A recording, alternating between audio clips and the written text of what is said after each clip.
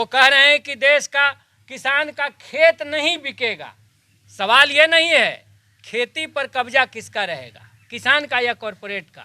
कहाँ गए गुजरात के 3,55,000 किसान? पेप्सी वाले कॉन्ट्रैक्ट की खेती करते हैं। इसी बीच में 17 लाख मजदूरों की संख्या बढ़ गई।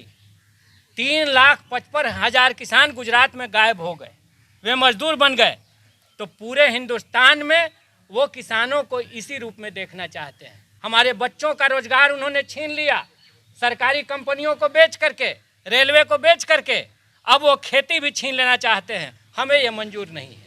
नमस्कार, आप देख रहे हैं लाइव सिटीज। मैं हूं वसीम खान। दिल्ली में देश भर के करीब 50 से अधिक किसान संगठन लगातार कृषि बिल के विरोध में केंद्र सरकार पर निशाना साध रहे हैं, प्रदर्शन कर रहे हैं।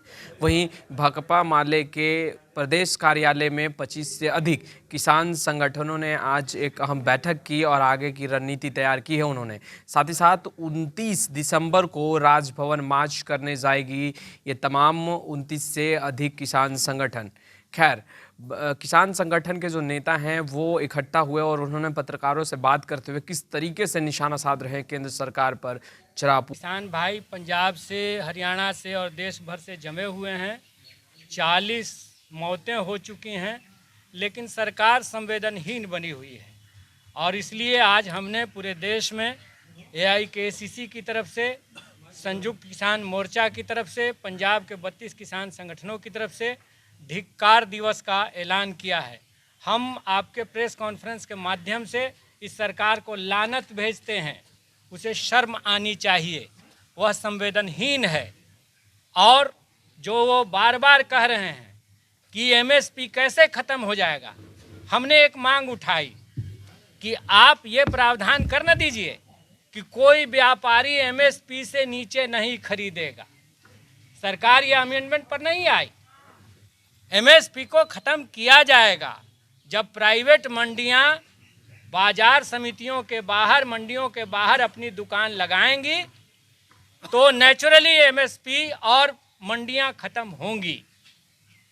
देश का खाद्यान्न का कारोबार अबानी और अंडानी के हाथों में जाएगा। इसलिए घुमा करके प्रधानमंत्री नहीं बोलें। वो कह रहे हैं कि देश का किसान का खेत नहीं बिकेगा।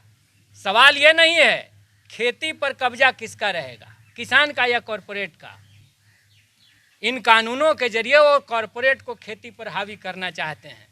कहाँ गए गुजरात के 3,55,000 किसान? पेप्सी वाले कॉन्ट्रैक्ट की खेती करते हैं। इसी बीच में 17 लाख मजदूरों की संख्या बढ़ गई। 3,55,000 किसान गुजरात में गायब हो गए, वे मजदूर बन गए। तो पूरे हिंदुस्तान में वो किसानों को इसी रूप में देखना चाहते हैं। हमारे सामने पीछे हटने की गुंजाइश नहीं है। हमारी पीठ, देश के किसानों की पीठ दीवार से सटी हुई है। खेती ही हमारी जीविका है। हमारे बच्चों का रोजगार उन्होंने छीन लिया, सरकारी कंपनियों को बेच करके, रेलवे को बेच करके, अब वो खेती भी छीन लेना चाहते हैं। हमें ये मंजूर नहीं है और इसीलिए हमारा शौक नहीं है। देश भर का किसान इस सवाल पर लड़ाई लड़ रहा है। भारत बंद हमने किया है और बम्बई में भी प्रोग्राम हुआ, कलकत्ता में प्रोग्राम हुआ। बिहार का ये प्रोग्राम 29 तारीख को है। 29 तारीख को ही तंजावुर में, तमिलनाडु में प्रोग्राम है। और देश भर में कोने कोने में, मध्य प्रदेश से, महाराष्ट्र से किसान दिल्ली की ओर भी कूच कर रहे हैं, अपने अपने राज्यों में भी आंदोलन खड़ा कर रहे हैं।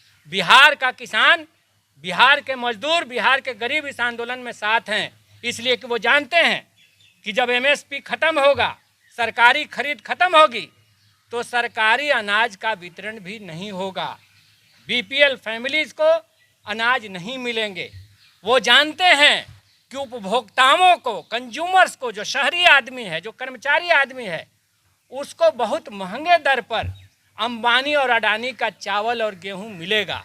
एसेंशियल कमोडिटी एक्ट हटा करके जो उन्होंने आलू, प्याज, तेलहन दलहन का रास्ता साफ किया है, अकूत भंडारण का, इसका खामियाजा क्या होगा ये देश समझ रहा है। और इसलिए हर वर्ग की सहानुभूति हमारे साथ है। 29 तारीख को राजभवन मार्च होगा। मैंने आपसे कहा कि यहाँ सारे किसान नेताओं के चेहरे आप देख लीजिए, अनिल जी से लेकर के सारे लोग, पूरे 25 किसान संगठनों के तमाम नेता, जिनका लाखों फॉलोअर है, करोड़ों में, वो यहाँ मौजूद हैं। वो बिहार के 10 करोड़ किसानों का प्रतिनिधित्व करते हैं।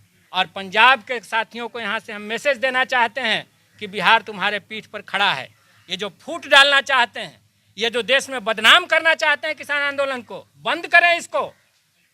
ये मोदी के मंत्री और पूरी भाजपा पार्टी इसको बंद करे, किसान आंदोलन को बदनाम करना।